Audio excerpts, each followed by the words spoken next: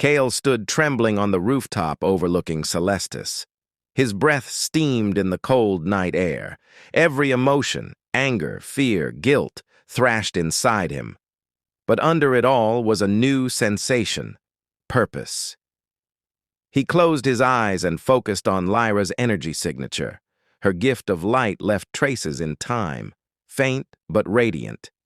He could feel her, like a warm pulse in the distance. The gifted council had taken her to the High Spire, the most secure structure in all of Etherian, surrounded by power suppressors, elite enforcers, and time wards. No one had ever broken in. No one had ever bent space and time like Kale. He took a deep breath. Lyra? Hold on.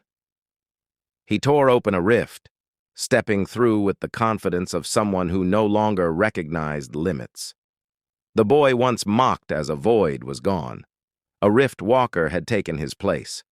The High Spire was a monolith of silver and obsidian, rising kilometers into the sky, anchored with anti-gravity fields, surrounded by floating sentry orbs, and wrapped in golden chains of chronomantic energy. Even bending space felt harder here. Kyle emerged on a balcony and immediately sensed it. Counterwaves. Anti-time distortions meant to cripple time manipulation. He felt his heartbeat slow involuntarily. They built this place to cage someone like me, he whispered. Then a voice answered, correct. Kale whirled. A woman in gleaming gold armor stood there, spear crackling with energy. Her eyes radiated authority. High Counselor Arienne. Kale's teeth clenched. Where is Lyra? Arienne tilted her head, studying him like a specimen. You are young, too young to wield a construct that predates civilization. Where is Lyra? Arienne smiled without warmth. She is safe, as long as you do not resist. Kale's pulse flared with fury. Arienne continued, raising her spear. You will surrender and allow us to extract the construct before it destabilizes the world.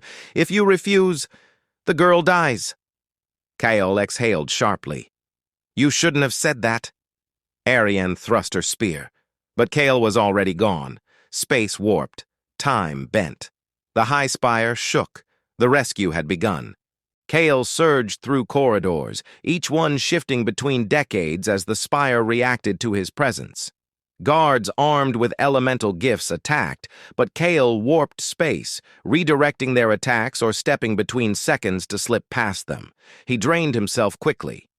But nothing would stop him now. Then he found it. A chamber glowing so brightly he had to shield his eyes. The Hall of Light. At the center, suspended in a stasis cage, was Lyra. Her usually radiant hair now dim, her breathing shallow, her wrists marked with chronolocks. Lyra... She opened her eyes slowly. Kale? No.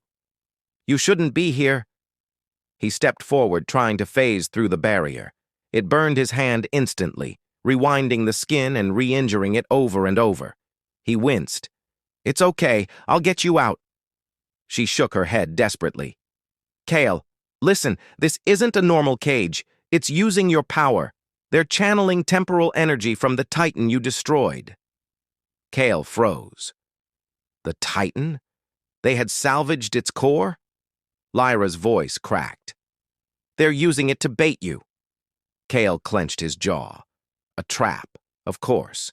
But they underestimated something. He wasn't the powerless boy they once knew. He spread his fingers, feeling the threads of space. The cage shimmered, trying to resist him. Lyra whispered weakly, You can't break it. Kyle, run, please. He smiled softly. Watch me. Kale bent space around the stasis cage, forcing dimensional pressure against it from every angle. The cage trembled but refused to break. Next, he tried bending time, but the chronolocks countered instantly, reversing every second he rewound. Lyra cried, Kale, stop! You're hurting yourself! Blood dripped from his nose. His fingertips cracked with temporal backlash. His vision distorted. Still he pushed. Arienne's voice echoed through the chamber. Impressive, but futile. That cage is built from Titan fragments. Even the architect failed to destroy one. Kyle gritted his teeth. Good thing I'm not the architect, he hissed. He positioned his hands on either side of the cage, one attuned to space, the other to time. Kale, don't, Lyra pleaded. He didn't listen. He did something the manual warned against, space in his left hand, time in his right hand, and then he crossed them. Reality screamed. A shockwave tore through the room, splitting the air like shattered glass. The cage twisted, spaghettifying into thin strands of warped space before collapsing in on itself. Light exploded outward. Lyra fell into Kale's arms, gasping for breath. He held her tightly, ignoring the ringing in his ears. She whispered, That was impossible. Kyle whispered back, voice shaking, I know. But the victory was short-lived, because Ariane stepped into the room with an army behind her, and she looked almost pleased. Congratulations, Void, she said softly. You have proven you can wield the Architect's forbidden cross. Kale's blood ran cold. Forbidden cross? Ariane raised her hand. Seize them. Kale pulled Lyra behind him. He was exhausted, power flickering, body trembling. Lyra was barely conscious. Dozens of elite gifted soldiers closed in, flames burning, blades humming, telekinetic force fields rising. Kale tried bending space. His vision blackened. He tried slowing time. His knees buckled. He had almost nothing left. Ariane approached, her footsteps echoing with command. The Forbidden Cross is not meant for mortals. It is the reason the Architect died. Her body collapsed under it. And you, boy, you are even more fragile. Kyle clenched his teeth. I don't care. You should. Ariane lifted a glowing device. Because you cannot protect her from what comes next. Ariane snapped her fingers. The Titan fragments in the walls lit up. The entire chamber shuddered. And then Kyle felt it. A pulse. The same presence he felt before. The Titan. No. Something worse. A voice thundered through his mind. The cross has been awakened. The paradox must be purged. The walls cracked open.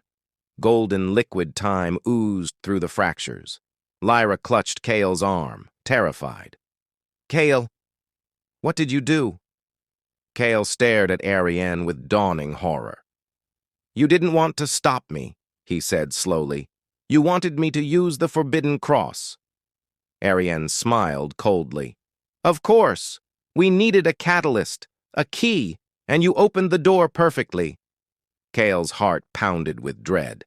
Behind Ariane, something enormous began forcing itself through the cracks. An eye, shaped from spirals of dead timelines, opened, the creature that killed the first architect. A paradox eater. Kale tightened his grip on Lyra. He was bruised, bleeding, barely standing, but he whispered, steady and unbroken, Lyra, run when I tell you. She shook her head. I won't leave you. Kyle closed his eyes. Then we fight. The paradox eater roared, and the nightmare truly began.